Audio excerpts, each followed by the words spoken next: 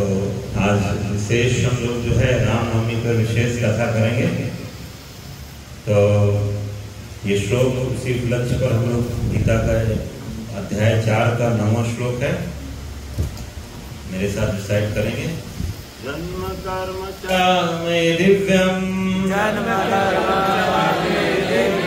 जन्म कर्म च मे दिव्यम, एवं यो वेत्ति तत्त्वतः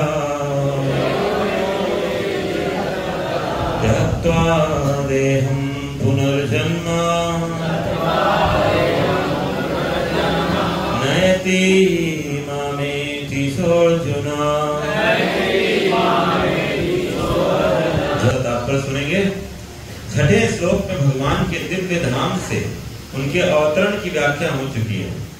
जो मनुष्य भगवान के आविर्भाव के सत्य को समझ लेता है वह इस भावबंधन से मुक्त हो जाता है। इस शरीर को छोड़ते ही वह तुरंत भगवान के धाम को लौट जाता है। भावबंधन से जीव की ऐसी मुक्ति सरल नहीं है। निर्विशेषवादी तथा योगी जन पर्याप्त कष्ट तथा अनेकानेक जन्मों के बाद ही मुक्ति प्राप्त कर पाते हैं। इतने पर भी जो मुक्ति भगवान की निराकार ब्रह्म ज्योति में तादात्म्य प्राप्त करने के रूप में मिलती वो आंशिक होती है और इस भौतिक संसार में लौट आने का भय बना रहता है। किंतु भगवान के शरीर की दिव्य प्रकृति तथा उनके कार्यकलापों को समझने मात्र से भक्ति शरीर का अंत होने पर भगवत धाम को प्राप्त करता है। उसे इस संसार में लौट आने का भय नहीं रह जाता।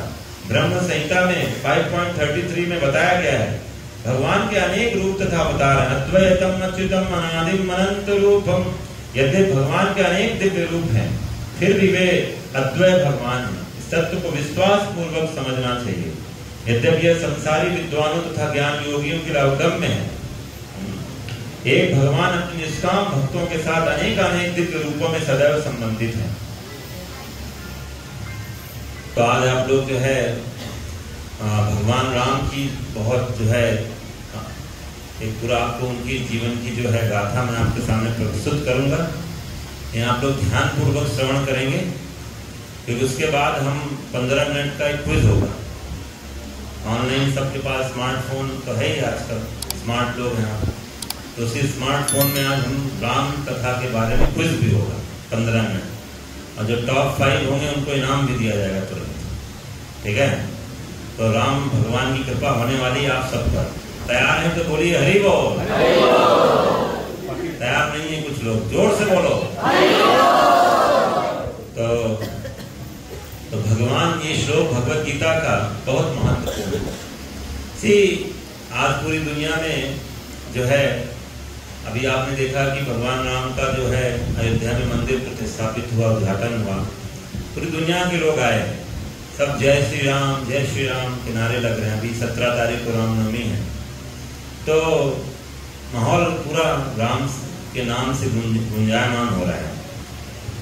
लेकिन हमें जब तक हम राम को जानेंगे नहीं, राम की महिमा को नहीं जानेंगे, तो राम नाम को हम बहुत जो है ना उत्साह से नहीं ले पाएंगे, और लेंगे तो सिर्फ थोड़ी देर के लिए ले पाएंगे, ज्यादा लंबे समय तक नहीं ले पाएंगे। तो इसीलिए ये श्लोक भगवत गीता का है, 4थे अध्याय का 9वां श्लोक। यहाँ पर ये स्पष्ट बताया गया है कि जो भगवान के जन्म और कर्म की दिव्यता को समझता है कि भगवान इस संसार में आए, राम आए तो उनके आने में क्या दिव्यता थी, राम जब इस संसार में रहे तो उनके रहते समय क्या दिव्यता प्रकट की उन्होंने। अगर उसको हम तत्वतः जान जाएं, सत्यता से जान जाएं इस बात को कि राम का जन्म दिव्य है और कर्म दिव्य है, तो इस संसार में हमें फिर रहने की जरूरत नहीं है। आप बोलोगे अरे ऐसे कैसे, ये संसार में रहने मतलब इस संसार को दुखालय बोला गया है, जन्म मृत्यु जरा व्याधि का घर है। यहाँ आपको मुफ्त में 4 चीजें मिलती है। क्या? जन्म तो मिल गया, बोलोगे। उसके साथ फिर जुड़ी हुई है 3 दुख और बीमारी, बुढ़ापा और मृत्यु। ये वैसे दुख हैं जो आप चाह के भी इनसे निजात नहीं पा सकते। और फिर से मृत्यु के बाद फिर से जन्म। जरूरी नहीं है कि आप रामगढ़ में अगली बार पैदा होंगे, ठीक है। कहीं और गढ़ बना सकते हैं अपना। इसलिए और रामगढ़ में भी पैदा होंगे, जरूरी नहीं कि मनुष्य योनि में पैदा होंगे। रामगढ़ का जो है कुत्ता बन के घूम सकते हैं, रामगढ़ का मच्छर बन के घूम सकते हैं, कुछ भी हो सकता है। आपके आसपास ये जब जीव पाए जाते हैं ना, तो वो कहीं और से नहीं आए ना, हमारे में से ही कोई ज्वाइन किया उनकी पार्टी को, और उनमें से कोई हमें भी ज्वाइन किया, ठीक है। तो दिस इज गोइंग ऑन। तो इसीलिए त्यक्त्वा देहं पुनर्जन्मा नैति मामेति सोऽर्जुना, अगर आप फुल स्टॉप लगाना चाहते हैं अपने इस जन्म मृत्यु के चक्र में, क्योंकि रिस्क है ना। आप सोचिए, आपने ये बच्चे को थोड़ा शांत करो, शांति शांति। रिस्क है कि अगर आप सोचिए, आपने अपना एक महल खड़ा किया है और कुछ ही क्षण में आप उसी महल का चूहा बनकर जन्म ले लिए, रिस्क नहीं है? पूरा जीवन आपने घर बनाया, महल क्रिएट किया, लेकिन बताइए अगले क्षण मृत्यु हो गया। और उसी घर से जुड़े थे ना, क्योंकि घर से आसक्ति थी, तो उसी घर में आना पड़ेगा ना। लेकिन घर में पता लगा चूहा, छिपकली, बिल्ली बनकर आ रहे हैं। दुर्भाग्य है ना सब, तो इसीलिए रिस्क है। तो इसलिए त्यक्त्वा देहं पुनर्जन्मा नैति मामेति सोऽर्जुना, इसलिए भगवान के जन्म कर्म की दिव्यता को समझेंगे, अगर अच्छे से जानेंगे उनकी दिव्यता को, कि उनसे जुड़ने से भगवान हमारे जो आए, क्यों आए, क्यों उन्होंने लीला की। बहुत लोग हैं जो है आजकल भगवान राम की जो है महिमा में अपना जो है महिमा को खराब करने की कोशिश करते हैं, राम की लीला में कुछ खोट जोड़ने की कोशिश करते हैं। जब हमारे अंदर गंदगी होती है ना, तो हम किसी को भी नहीं छोड़ते। गंदगी हमारे अंदर है। जैसे एक मक्खी होती है ना, मक्खी वो हमेशा गंदी जगह पर बैठती है, और एक जो मधुमक्खी है, हनी भी है, वो हमेशा साफ सुथरे फूल में बैठती है। तो गंदे हम हैं तो गंदी जगह पर बैठेंगे। तो वैसे ही कुछ लोगों की ये जो है मेंटालिटी हो जाती है, तो भगवान को भी नहीं छोड़ते। जैसे भगवान कृष्ण आए तो उनको मारने के लिए लोग दौड़ पड़े, भगवान राम आए तो उनको भी मारने के लिए, उनकी जो संपत्ति को छीनने के लिए लोग टूट पड़े। ये संसार ऐसे ही है, इतना हमारे अंदर जो है आसुरी प्रवृत्तियां भरी हुई हैं। तो रावण हम सबके अंदर बैठा हुआ है। तो भगवान जब आए तो इतनी सुंदर लीला क्यों की? तो ये सब हम आज जो है इस जन्म और कर्म की दिव्यता को अभी सुनने जा रहे हैं। कुछ स्लाइड्स हैं जो मैं आपको प्रस्तुत करूंगा, ध्यान से सुनेंगे तो आपको बहुत कुछ सीखने को मिलेगा। एक संक्षिप्त में आपको भगवान राम की पूरी लीलाओं का मैं एक जो है कुछ लीलाओं के माध्यम से आपको बहुत कुछ सीखने को मिलेगा भगवान राम की लीला से। तो क्या हमको क्या सीखना चाहिए भगवान की लीलाओं से, ये थोड़ा सा हम चर्चा करेंगे।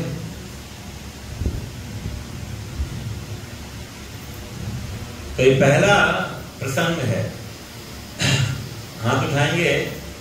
यहाँ पर ये दो महिलाएं कौन कौन सी, हाथ उठाएंगे, कोई बोलेगा नहीं। हाँ, कोई बोले कुछ छोटा छोटा प्राइज है क्या? वो अपने वो है जो बैजेज होते हैं, बैज है क्या? रिंग है की रिंग? हाँ, लेकर आओ। तो बच्चों को पहले चांस मिलेगा, कोई बोल देगा तो उससे गिफ्ट ले लिया जाएगा, डोनेशन ले लिया जाएगा रामनवमी का। तो कोई खुद से नहीं बोलेगा, जब तक बोला नहीं जाएगा, हाथ उठाए रखिएगा, तो आप देते रहिएगा। मैं वहीं से पहले बच्चों को मौका दिया जाएगा, बच्चे छोटे बच्चों को। क्या कौन है दोनों महिलाएं उधर फोटो में? तुम बगल वाली महिलाएं नहीं, उधर कौन है? अपनी मम्मी पे हुआ दिखी है, नहीं हो रहा है। हाँ, तुम बता दो। अच्छा, हाँ, मंथरा और कैकेयी, सही है? बोलिए हरि बोल, जय श्री राम।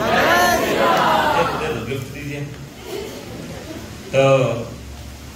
तो जो है, तो ये जो फोटो है, इसमें जो आप सोचिए, एक समय था कि जो कैकेयी थी वो राम और सीता को अपने बच्चे से भी ज्यादा प्रेम करती थी। ऐसा उसका भाव था राम के लिए। तैयारियां कर रही थी कि राम का राज्याभिषेक होगा, बहुत जोर शोर से तैयारियां कर रही थी। सोचिए, इतना भाव था राम कॉन्शियस थी टोटली, और वही कैकेयी एकदम से विपरीत कॉन्शियसनेस की कैसे हो गई। तो ये जो भाव आया, इसका कारण क्या था? क्या कारण था? कुसंग कर लिया उसने, कुसंग। असत्संग त्याग यही वैष्णवाचार। अगर आप भक्त रहना चाहते हैं तो कुसंग से बचना होगा, पहला सबसे इंपॉर्टेंट चीज है। आज हम ऐसी कोई जगह नहीं है जहां पर ये कुसंग नहीं पाया जा रहा है। आपके बंद कमरे में भी कुसंग है, अकेले बैठे हैं तो कुसंग है, मोबाइल फोन है ना, हर समय आपको अपना कुसंग देने के लिए तैयार बैठा है। आज आपको कुसंग करने के लिए बाहर नहीं जाना है। तो इस मंत्रा के वक्तव्य सुनकर, इस मंत्रा का कुसंग पाकर, ये कैकेयी जो है, इसका दिमाग इतना खराब हो गया कि जो है रातों रात जो है इसने योजना ऐसी बना ली कि जो है राम के विपरीत इच्छा इसने जाहिर कर दी, उनके हित से विपरीत इच्छा जाहिर कर दी। तो जो है अभी सब लोग इधर ही, कोई अगर लाता है तो वहीं पर सब कलेक्ट कर लेंगे, अभी इधर कोई नहीं है, ठीक है। तो जो है, तो इसीलिए हम सबको जब हम यहाँ पर आते हैं, हमने भक्ति का शुरुआत किया है, तो हम सबको भी जो हमें बताया जाता है कुसंग से दूर रहना बहुत जरूरी है। अदरवाइज जो है आएंगे और फिर रॉकेट की तरह आएंगे, रॉकेट की तरह जाएंगे, ऐसी स्पीड होगी, ठीक है। कुसंग से बचना चाहिए। और जो है आकर ये कैकेयी जो है बोलती है, तुम किसकी खुशी मना रही हो? तुम्हारा खुद का बेटा तो नहीं बन रहा है, नौकर की तरह रहेगा वो, राम राज्य करने जा रहा है। तुम खुश तो ऐसे हो रही जैसे तुम्हारा भरत राज्य करने जा रहा है। बुद्धि खराब हो गया तुम्हारा, तो विवेक से काम लो। और इस तरह से उसने जो है पूरा दिमाग खराब कर दिया। इसीलिए हम सबको सीखना चाहिए कि जो है, और आजकल आप देखिए, आप अपने बच्चों को स्कूल भेजते हो, कॉलेज भेजते हो, आप दुनिया भर का कुसंग है, आप घर से बाहर निकलते हो, सो मच डिस्ट्रैक्शन हर तरफ। तो इसीलिए आपको अपने आप को बचाने के लिए प्रभु राम का नाम लेना होगा अच्छे से। हरे कृष्णा कृष्णा कृष्णा हरे हरे, हरे राम राम राम हरे हरे।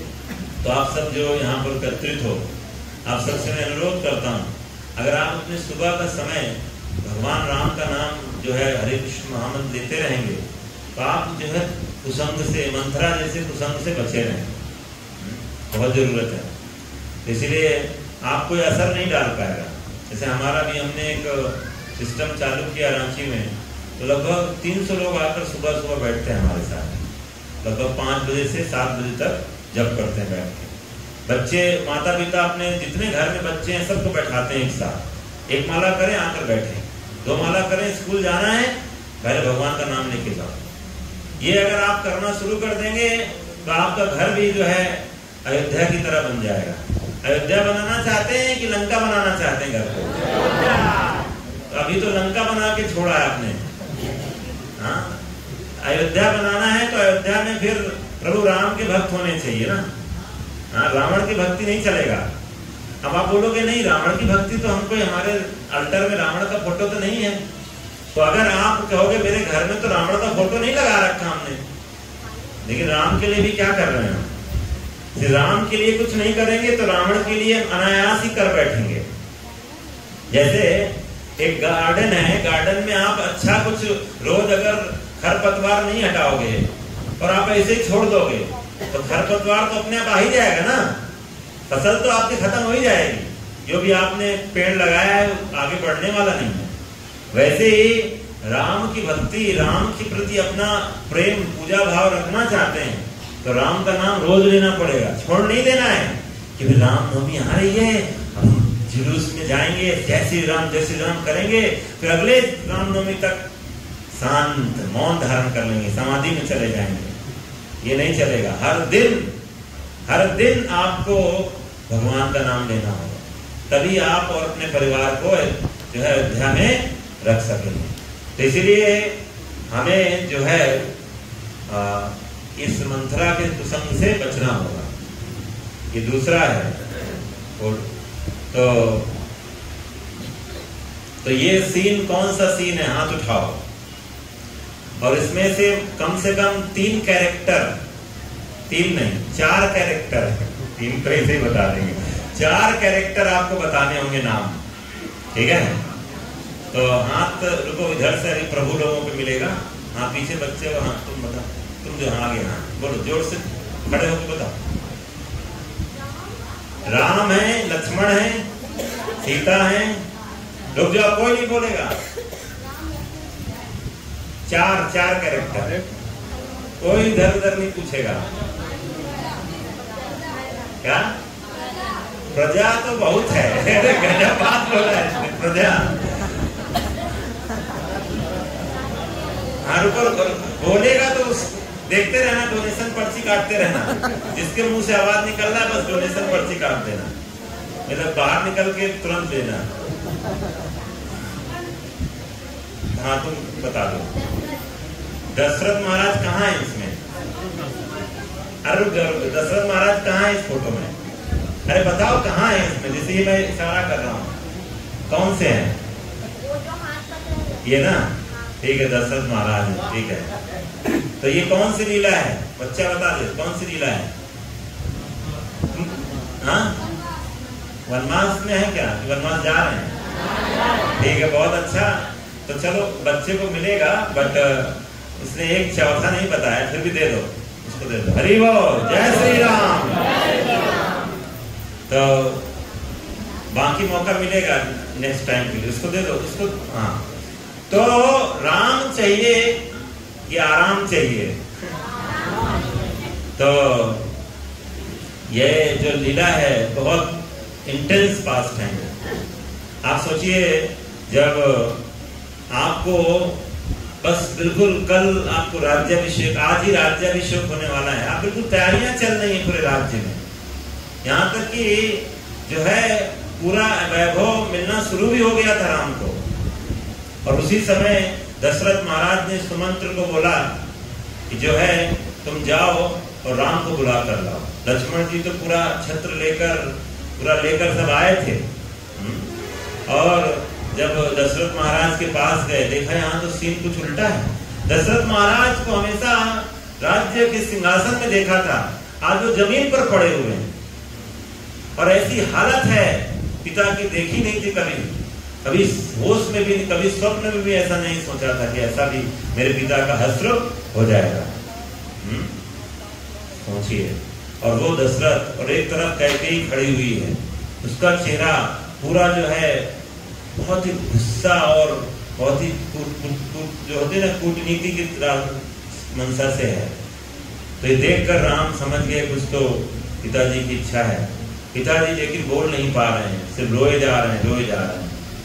और ऐसी स्थिति में कैकेयी ने जो बोला कि प्रभु तुम्हें अपने राम की जो है, प्रभु पिता की अपने जो है पिता के वंश की लाज रखने का तुम पर दायित्व आ गया है राम। और इस तरह से जो है कर पाओगे तुम? ऐसे कैकेयी पूछ रही थी, निभा पाओगे अपने पिता का दायित्व? ये सुनकर तो राम को ऐसे लगा कि जैसे कुठाराघात हो गया हो। बोला आप ऐसा सोच भी कैसे सकती हैं? आपको ये डाउट आ भी कैसे सकता है कि मैं अपने पिता के लिए कुछ भी ना कर गुजरने में असमर्थ होऊंगा? तो और इस तरह से बोला मैं पूरी तरह से तैयार हूँ, मुझे मेरे लिए, मेरे पिता के लिए मैं अपना सर्वस्व बलिदान दे सकता हूँ। कहते हैं हंसते हंसते मैं आग में कूद जाऊंगा, उसको जो है नदी समझकर, ठंडा पानी की नदी समझकर कूद जाऊंगा आग पे। तो इस तरह से जो है जब राम की इस दृढ़ भाव को देखा तो कैकेयी ने तुरंत अपनी बात रख दी कि जो है तुम्हारे पिता ने 2 वचन दिए मुझे, एक कि तुम जो है तुम्हारी जगह भरत जो है राज्य में अभिषेक होगा उसका, वो राज्य करेगा और तुम्हें 14 साल के लिए वनवास में जाना होगा। मतलब बस इतनी सी बात।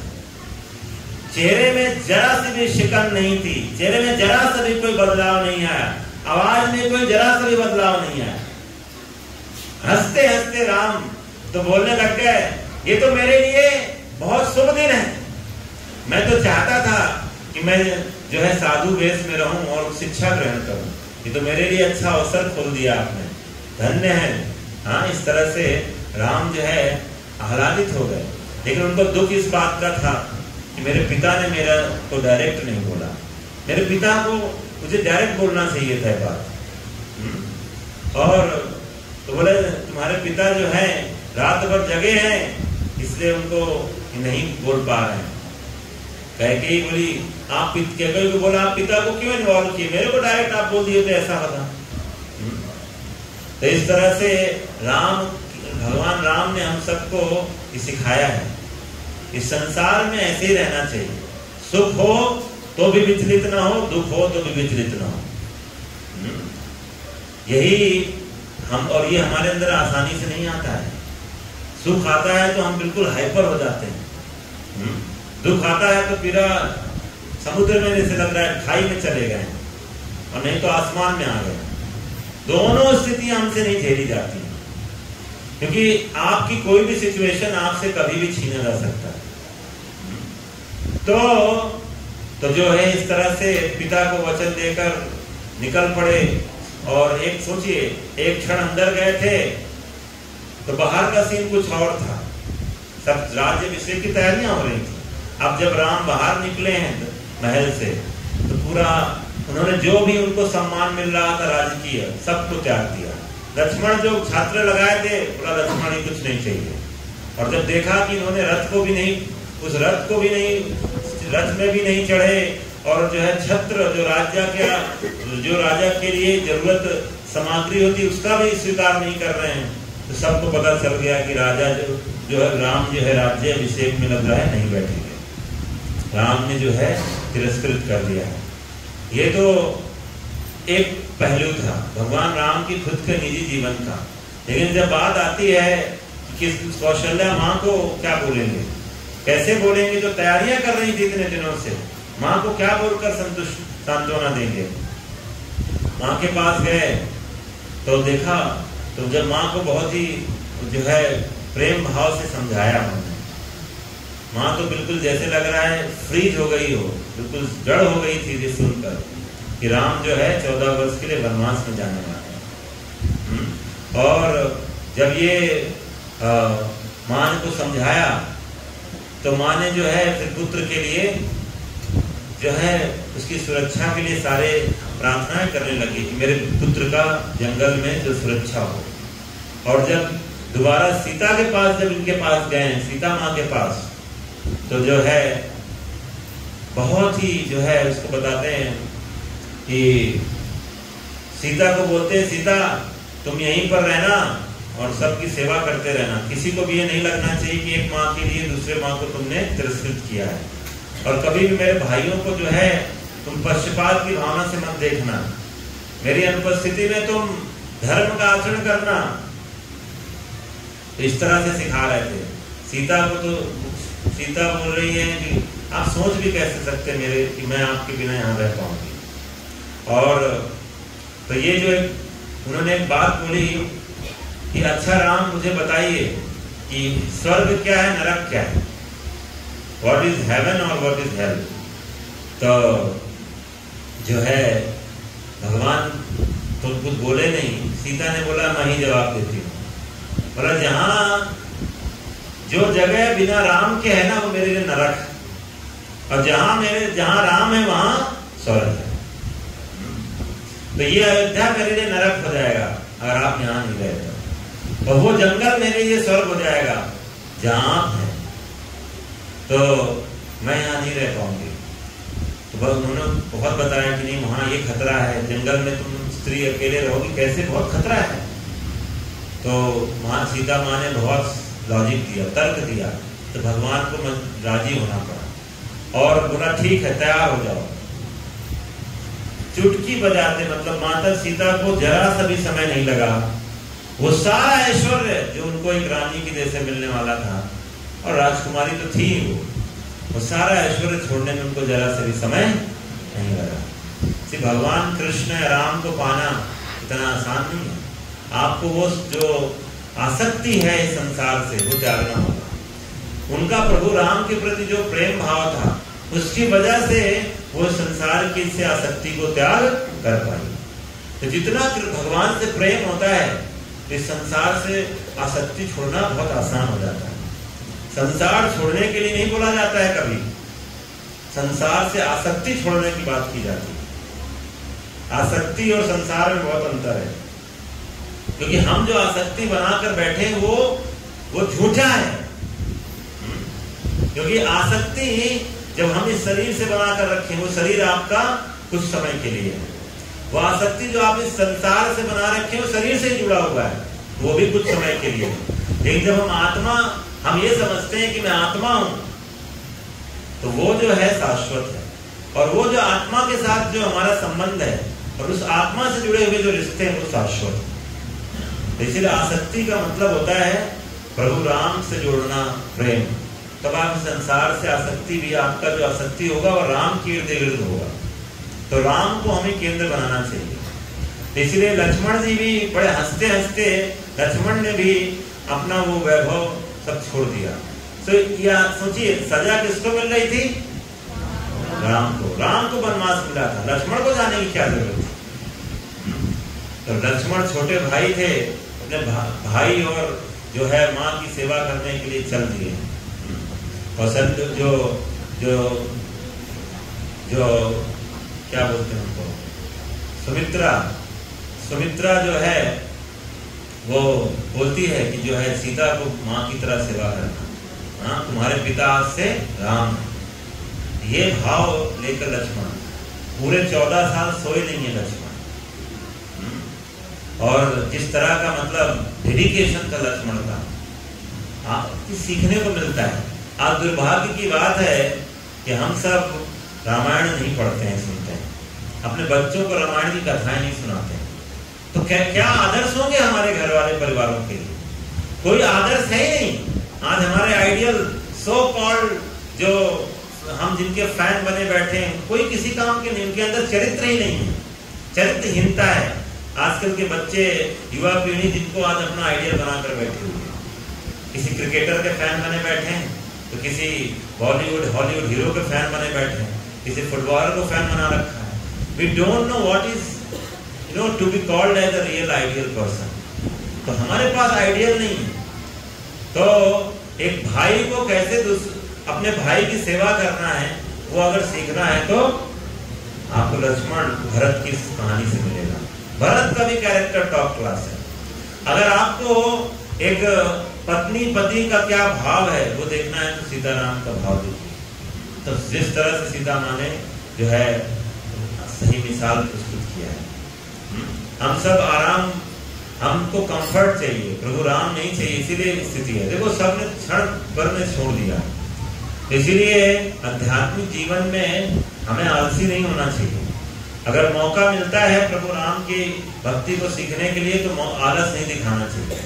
जैसे आप सब लोग यहाँ संडे में आए हो, तो ये आप लोगों की जो है सिंसियरिटी और पवित्रता को दिखाता है कि आप लोग यहाँ आए हो प्रभु राम को से जुड़ने के लिए, कृष्ण से जुड़ने के लिए आए हो। तो आलस मत दिखाइए। संडे का प्रोग्राम आप लोग 2 आवर्स अपना फिक्स कर लीजिए कि नहीं मुझे जाना है और 2 घंटे अपना प्रभु राम के साथ जो संबंध है उसको बढ़ाना है। ये रिलेशनशिप डीप करने का टाइम है। तो ये हमें राम चाहिए, ठीक है। नेक्स्ट है जो ये भरत महाराज का कैरेक्टर देखिए। भरत महाराज जो है किस तरह से उन्होंने अपना सर्वस्व, जो पहले तो राज्य पूरा देने आ रहे थे अपने भाई को, लक्ष्मण जी को लग रहा है भरत जो है आक्रमण करने आ रहा है क्या। लक्ष्मण बहुत प्रेम करते थे। प्रेम में कभी कभी आप ऐसे हो जाते हो कि आप इतना ज्यादा सेफ्टी और सिक्योरिटी सुनने समझ मतलब चिंता करने लग जाते हो, जिससे आप प्रेम करते हो कि आप हर समय सोचते हो कहीं कुछ मेरे अहित ना हो जाए राम को। तो लक्ष्मण दूर से देख रहे हैं पेड़ में चढ़कर कि ये राम ये भरत तो सेना लेकर आ रहा है, आज इस भरत को छोड़ेंगे नहीं। गुस्से में थे बहुत, वैसे भी उनको लग रहा था भरत और कैकेयी सब मिलके राम को वनवास दिए, छोड़ूंगा नहीं, आज तो पूरा हिसाब चुकता कर दूंगा। ये था लक्ष्मण ऐसे सोच रहे थे, लेकिन भगवान राम बोल दिए कि नहीं, भरत ऐसा कभी उस विचार मंशा से यहाँ आएगा नहीं। और हुआ भी यही, सबको लेकर आए थे राम को वापस ले जाने के लिए। राम बोले नहीं, और पिता के जाने की भी दुख खबर मिली, नहीं पिता के वचन को रखना है।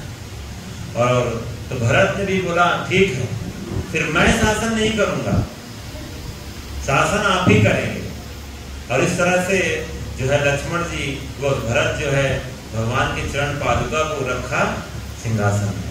14 साल सिर्फ भगवान के चरणों की कृपा से ही राज्य चला। जो भरत तो स्वयं तो बोले मेरे भाई जो है वो जंगल में कंदमूल फल रहकर खाएंगे, तो मैं कैसे राज्य का सुख भोग सकता हूँ। इसलिए उन्होंने भी अपनी कुटिया बना ली, नंदीग्राम में कुटिया बनाकर रहते थे। बहुत ही ऑस्टियर लाइफ थी, कहते थे जमीन से नीचे आकर रहते थे। बोला मेरा भाई जमीन में रह रहा है तो मैं उसकी बराबर में भी कैसे सो सकता हूँ। ये मूड था एक भाई का, कहाँ मिलता है ये प्रेम। तो इस तरह से राज्य का सुख नहीं होगा हमारा, सारा राज्य तो यही होना चाहिए हमारा मूड। हमारे पास जो भी है वो प्रभु किसका है, राम का है, ये भाव होना चाहिए। उस भाव से अगर आप रहोगे अपने घर में तो आप अयोध्या में हो। अगर आप ये सोचते हो कि ये जो सब घर में है मेरा है, मेरे भोग के लिए है, तो समझ लीजिए आपने अपने दुख के दिन जी रहे हैं, दुखी रहेंगे। प्रभु राम का है ये सोचने से ही आपके जीवन में शांति आ जाए। प्रभु राम का है, राम इसको रखेंगे ले जाएंगे, उनकी इच्छा। प्रभु राम का है ना, तो जय होगी पराजय होगी, लाभ होगा हानि होगा, तो प्रभु राम का है ना। तो इस भाव से फिर भगवान हमारा भी टेक केयर करेंगे। इसे शरणागति का ये हमें सीखना चाहिए भरत महाराज से। तो इसको थोड़ा स्किप करते हैं। और ये एक है कहानी, हाँ, तो जो है ये सुर्पनखा की स्टोरी है। बहुत जो है सुर्पनखा ने जब राम को देखा तो उसको लगा कि राम तो बहुत सुंदर है, विवाह कर लूंगी मैं उससे।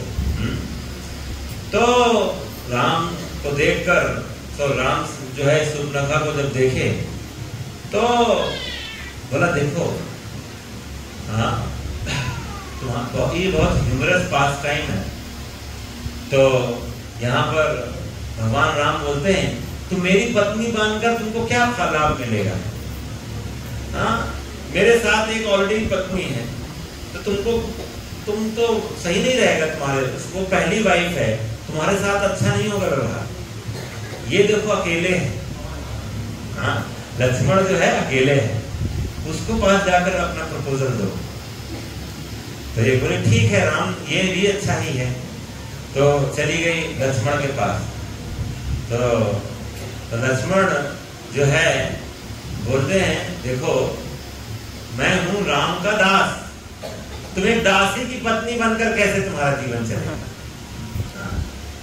तो तुम ऐसा करो, तुम्हारे और राम के बीच में सीता ही तो है, सीता नहीं रहेगी तो प्रॉब्लम ही नहीं तुम्हारा। तो ये भी अच्छा है, सीता को मार देती।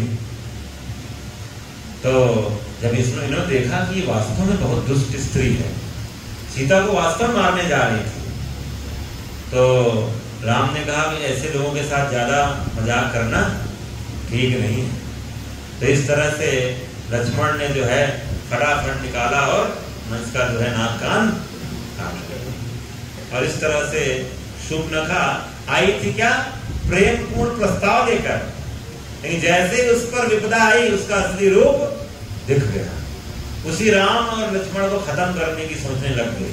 ये होता है जब इंसान के अंदर प्रेम नहीं होता। प्रेम का दूसरा रूप है काम, लस्ट। तो सिर्फ वो अपने बारे में सोचता है। ऐसे ही उदाहरण था कंस का। कंस बड़े प्रेम से अपनी बहन देवकी को लेके जा रहा था रथ में। भाई होता है ना, बहन को लेके जाता है विवाह में, तो बड़े आराम से बहुत प्रसन्न होकर लेके जा रहा था वसुदेव और देवकी को रथ में।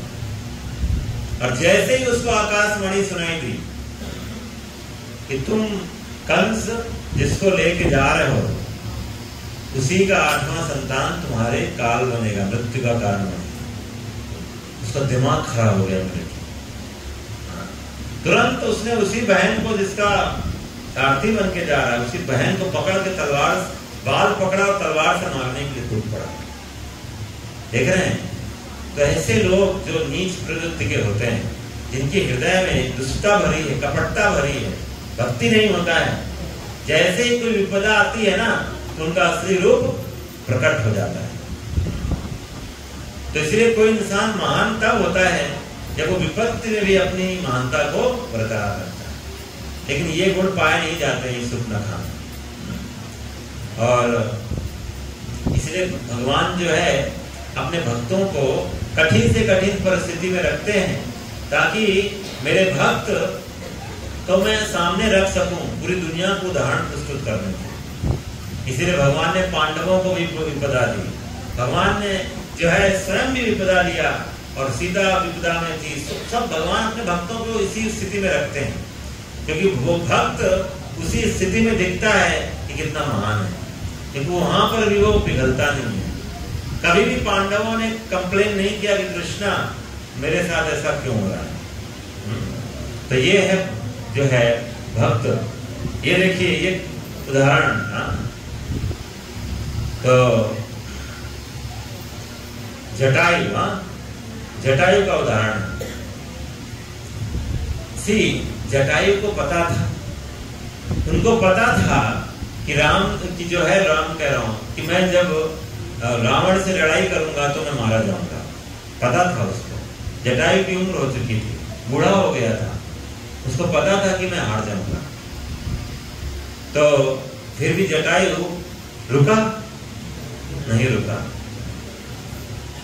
गलत होते हुए देख नहीं सकता था जटायु, और इसीलिए और जो है जटायु ने अपना पूरा बेस्ट दिया, टफ फाइट दिया रावण को। पर मेरे सामने मेरी पुत्री पिता के जैसे थे ना, क्योंकि जो संपाति था जटायु, ये दशरथ महाराज के सब मित्र हुआ करते थे, उन्हीं के टाइम के थे। तो मेरी पुत्री को मेरे सामने कोई दुष्ट कैसे लेके जा सकता, और मैं खाली बैठा देखता रहूंगा, ये बर्दाश्त नहीं होगा। सीता जो है बोल रही तुम मत आओ, अपने जान को मत गवाओ, लेकिन फिर भी जटायु युद्ध किए, बहुत जबरदस्त युद्ध किया। हाँ, और युद्ध करके घायल होके गिर भी पड़े। सीता जो है, सीता को लेके रावण चला भी गया, लेकिन वास्तव में क्या जटायु पराजित हो गया? जटायु वास्तव में क्या उसका जीवन व्यर्थ हो गया? सोचिए, पूरे जीवन का उद्देश्य है, भगवान गीता में बोलते हैं यम यम वापी स्मरण भावम त्यज्यति अन्ते कलेवरम। जो जिस भाव में शरीर छोड़ता है उसको वो भाव प्राप्त होता है, लेकिन जो मुझे स्मरण करता हुआ शरीर छोड़ता है वो मेरे को प्राप्त करता है। कहते अंत काले नारायण स्मृति। जीवन का लक्ष्य यही होना चाहिए कि अंत काल में भगवान राम का, नारायण का स्मृति है। लेकिन अहोभाग्य जटायु के कि उनका जीवन प्रभु राम की गोद में छूट रहा है, प्रभु राम के दर्शन करते हुए उनका शरीर छूट रहा है। ऐसा भाग्य किसी को मिलता है क्या? तो राम वास्तव में जटायु वो लूजर नहीं थे, विनर थे अपने जीवन में। जय पराजय नहीं, वो पराजित नहीं हुए, वो विनर हो गए। भगवान की सेवा में जय और पराजय नहीं होता है, हमेशा जय ही होता है। जैसे भक्त लोग पुस्तक वितरण करने जाते हैं, तो पुस्तक हम जब दिखाते हैं लोगों को, तो बहुत लोग बोलते हैं हमें नहीं चाहिए, ना भी हो तो बोलते हैं हमारे पास, हाँ नहीं चाहिए, नहीं चाहिए, नहीं चाहिए। तो जितने ऐसा नहीं भगवान ने देखा अरे इसका तो स्कोर आज 2 ही स्कोर हुआ है, 3 स्कोर हुआ है, नहीं। भगवान के नजर में वो जितने लोगों को गीता दिखाया है वो स्कोर हुआ है। कृष्णा राम जो है ये नहीं देखते हैं, तो इसीलिए जो है जीवन के युद्ध में जो है जटायु जीत चुका है, हारा नहीं है। तो इसीलिए हम सबको भी जो है जटायु के उदाहरण को समझना चाहिए। What a exemplary. तो जटायु हाई कैरेक्टर। हम तो आज का स्थिति ऐसा है कि कभी ऐसा सिचुएशन आएगा तो हम भाग जाते हैं। हम अगर समर्थ हों तब भी भाग जाएंगे, सत्य का साथ नहीं देते हैं। तो such nice example of Jatayu. और इन्हीं से पता भी चला था कि रावण लेकर गया है, तो काम तो इन्होंने कर दिया अपना। रावण लेकर गया है तो बता ही दिया था जटायु ने। आप देखिए ये है कौन, हाथ उठाओ अब मिलेगा। ये कौन है, हाथ उठाइए, इनाम हाजिर इनाम रखिए, हाथ उठाइए जल्दी। कौन है ये? देखो आगे इधर है, अभी इधर प्रभु का था, भी माताओं को मिलेगा। हाँ इधर माताओं में कोई ये इनको बताना है आपको। ये जो है यहाँ ये जो आकाश मार्ग में इनका नाम बताना है। माताओं में हाथ उठाइए, सब सन्नाटा छा गया है। हाँ एक हाथ उठा। हाँ कौन? नहीं नहीं नहीं नहीं, अब माताओं का एक और चांस, नहीं तो प्रभु की तरफ आ जाएगा। आकाश मार्ग में जो है हाँ नाम अच्छा बता दो कौन है? रावण के भाई। रावण के भाई, रावण के भाई कौन है? विभीषण। हरि बोल, जय श्री राम। तो सही जवाब दे दो, रावण के भाई भी बोल दिया, बड़ी बात है। चलो विभीषण है, ये आकाश मार्ग में है विभीषण।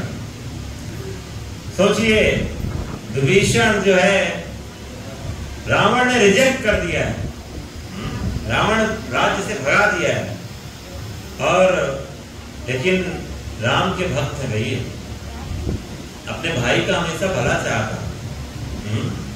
और ये सोच सकते थे अपने साथ में उनके 4 साथीगण भी आए उनके साथ, जिनको लेकर वो आए थे शरण लेने के लिए।